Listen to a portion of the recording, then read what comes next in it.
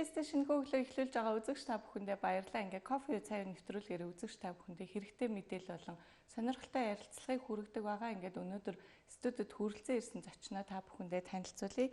За тэрэлж боординг сургуулийн гүйцэтгэх захирал. За цэнт сайхан хүрэлцэн ирсэн байна. Танд өглөөний мэнд хүргэе. Өглөөний мэнд хүргэе.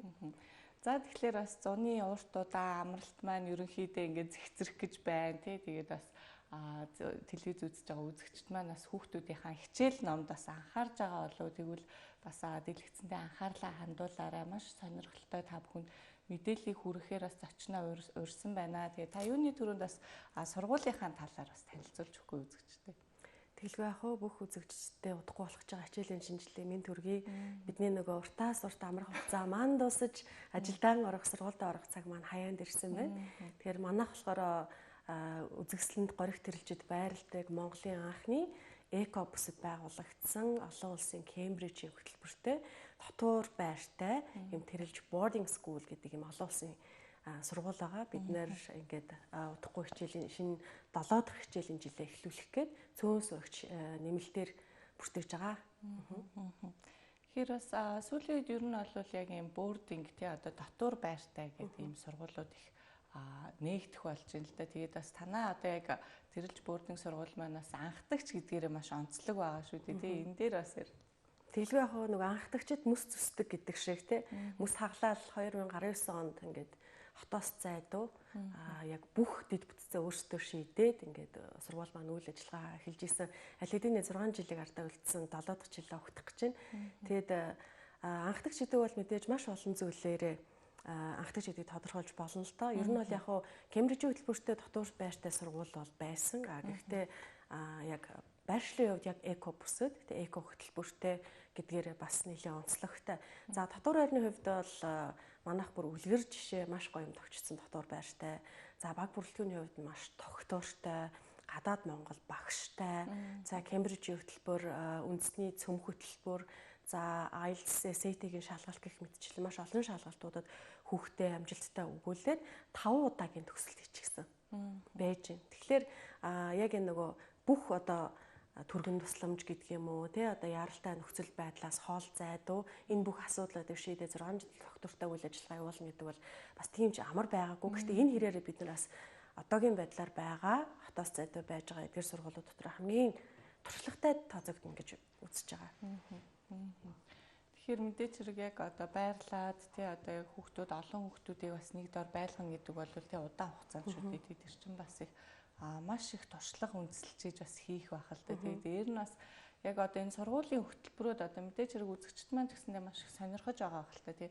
Яг Кембрижийн хөтөлбөр гэхээр яг яадаг юм бэ тий одоо эсвэл одоо яг манай Монголын үндэснийхээ одоо яг хөтөлбөр нь ямар гэдэг юм бэ тий. Энэ талаар маш их сонирхож байгаа болов гэж дэлгэрэнгүй бас тайлбарлаж өгөхгүй. Тэгэлгүй яг манайх хүмүүс Кембрижийн хөтөлбөртэй сургууль гэдэг тэгэхээр гадаад сургууль ч юм уу тий гадны соёл гадны зүйлийг сурталчилдаг гэж шууд ойлгоод байдаг. Эсвэл шууд 100% англи хэлээр гэдэг ч юм уу гэж ойлгоод байдаг.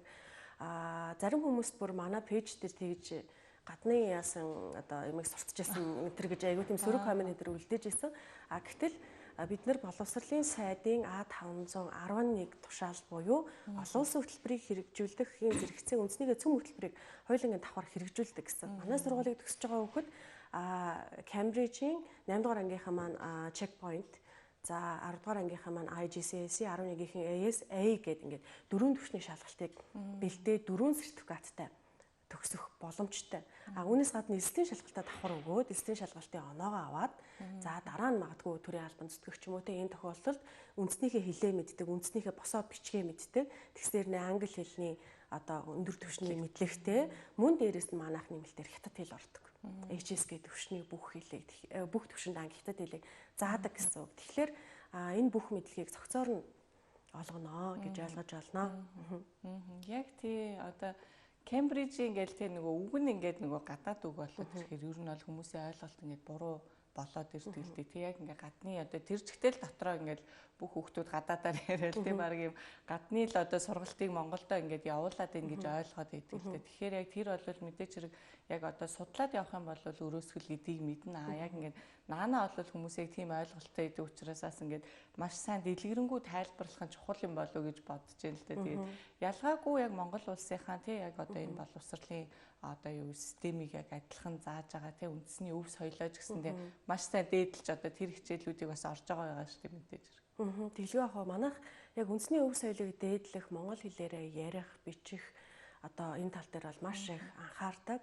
За тэрнээс гадна байгальтай зүй зохистой харьцах, Монгол өв уламжлал малчин айлд очиж одоо тусалдаг, танилцдаг, ахуйтай танилцдаг.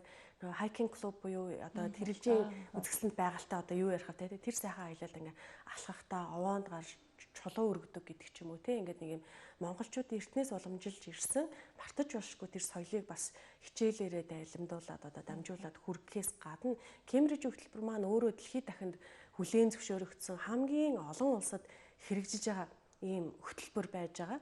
За тэгээд Кембрижийн хөтөлбөрөөр суралцж исэн гэдэг маань өөрөө одоо дараа хүүхдүүд маань төгсөөд олон улсын сургуулиудад аплай хийхдээ одоо материалаа илгээхэд мэдээж давуу тал бас болно. За тэгээд Кембриж хөтөлбөр маань бага дунд ахлах гэдэг ингээд төвшөнтэй явдаг. Манай болохоор 6 дугаар ангиас эхлүүлээд 12 дугаар ангид эсэлт авдаг учраас 6 дугаар ангиас эхлээд яг хөтөлбөрийг үзэж эхэлдэг гэсэн үг. Тэгээд 12 дугаар анги хүртлээр одоо түрүүний дурдсансан checkpoint IGCSE ASA төвшөнд бид нар бэлдээд явдгаа гэсэн үг. За хавар болгон намар хүүхдүүд Кембрижийн шалгалт өгдөг. За энэ маань нөгөө нэг яадаг вэ гэхэлэр дэлхийд даяар яг энэ Кембриж хөтөлбөр хэрэгжүүлж байгаа сургуулийн хүүхдүүд бүсжилсэн байгаа. Бүс бүсээрээ. За тэгээ яг тухайн бүсийн одоо харьяалагддаг Кембриж хөтөлбөртэй сургуулиуд яг нэг програмаар, нэг материалаар нэгэн зэрэг шалгалтаа өгөөд Кембрижийн төв рүү илгээгээд тэндээ одоо чеклэгдээд оноогоо аваад батламж нь аль биесээр ирдэг. Тэгэхээр энэ нөгөө Монголдо яаны гэсэн зүйл бол бас байхгүй. Тийм одоо харж үзнэ гэсэн зүйл байхгүй. Яг л олон улсын стандартаар дэлхийн аль ч үнцэгт очисон хэрвээ Кембриж хөтөлбөрийг хэрэгжүүлж байгаа сургууль сурж л байгаа бол энэ хөтөлбөрөнд дүүнэ гэсэн үг. Тийм яг ийм жишээнүүд ч гэсэн байдаг. Манай сурж байгаа дунд ангиасаа Америк руу ч юм уу Англи руу ч юм уу шилжсэн сурагчид байдаг. Тэгээд нэг хүн бүр надад хэлж ирсэн. Хийж байгаа ажлаараа бахархаараа ямар гоё юм бэ? Миний хүү ингээд Америкт ирсэн. Тэгээ ингээд дунд сургууль орсон. Ямар ч хоцрогдол алгаа. Тийм баярлаа гэд бичижсэн. Тэр бол үнэхээр сайхан мэдээсэн. Тэгэхээр юм нэг төвшний нэгэн жигд одоо дэлхийд даяараа хэрэгждэг ийм том хөтөлбөр байгаа. Тэгээ манай цөм хөтөлбөр ч гэсэн би сайн гэж бас боддог. Тэгээд зарим хичээлийг жишээ нь математикийг бол цөм хөтөлбөрийн математик, Кембриж хөтөлбөрийн математик хоёулын зэрэг үзэж байгаа. Тийм тэгээд яг Кембрижийн шинжлэх ухаан гэж бол байхгүй шүү дээ. Ер нь математик бол математик, шинжлэх ухаан дэлхийд даяараа ижилхэн.